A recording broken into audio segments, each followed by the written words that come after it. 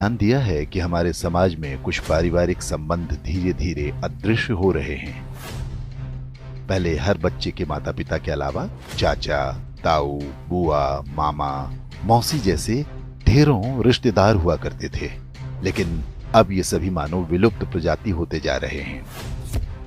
भारतीय परिवारों में रक्त के कुल 5 रिश्ते समाप्त होने की कगार पर हैं। 1-2 पीढ़ी बाद संभवतः ये सभी संग्रहालय में सजा दिए जाएंगे। केवल अंकल और आंटी बचेंगे।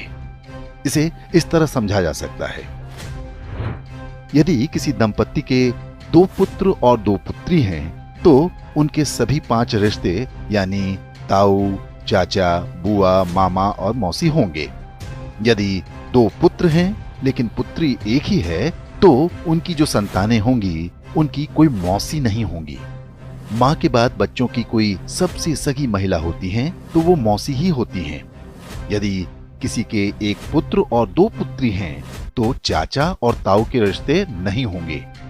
यदि 1 बेटी और 1 बेटा है तो उनकी संतानों का न तो कोई चाचा होगा, न ताऊ, न मौसी।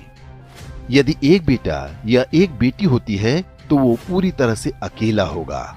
माता पिता के बाद उसका कोई रक्त संबंधी नहीं होगा। सिंगल चाइल्ड फैमिली को उनका निर्णय तीसरी पीढ़ी यानी जिनके वो दादा दादी होंगे बुरी तरह प्रभावित करेगा।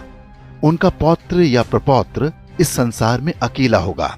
उसे अपने रक्त के रिश्ते की आवश्यकता होगी, तो इस पूरे ब्रह्मांड में उसका अपना कोई नहीं होगा। इसलिए दंपत्ति को सिंगल चाइल्ड के निर्णय पर गंभीरता से विचार करना चाहिए। ये न केवल हमारे बच्चों को एकाकी जीवन जीने को विवश करेगा, बल्कि हमारी हिंदू परिवार व्यवस्था को भी नष्ट कर देगा। पश्चिमी देशों में सिंगल चाइल्ड पॉलिसी भारत से पहले आरंभ हो गई थी। वहां पर इसके भयावह परिणाम सामने आने लगे हैं। ब्रिटिश विद्वान डेविड सेलबॉर्न ने एक पुस्तक लिखी है जिसका नाम है द लूजिंग बैटल विद इस्लाम।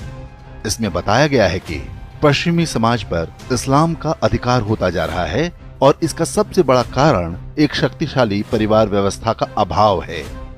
यूरोपीय देशों में परिवार नाम की संस्था लगभग समाप्त हो चुकी है। लोग विवाह करना पसंद नहीं करते। समलैंगिकता, अवैध संबंध, लिव इन रिलेशन जैसी कुरीतियां सामान्य बात हैं। उन समाजों में ऐसे बच्चों की संख्या बढ़ती जा रही है जिन्हें नहीं पता होता कि उनके पिता कौन हैं। बूढ़े माता पिता को घर में रखने को कोई तैयार नहीं। ओल्ड एज होम में उनका बुढ़ापा बीतता है।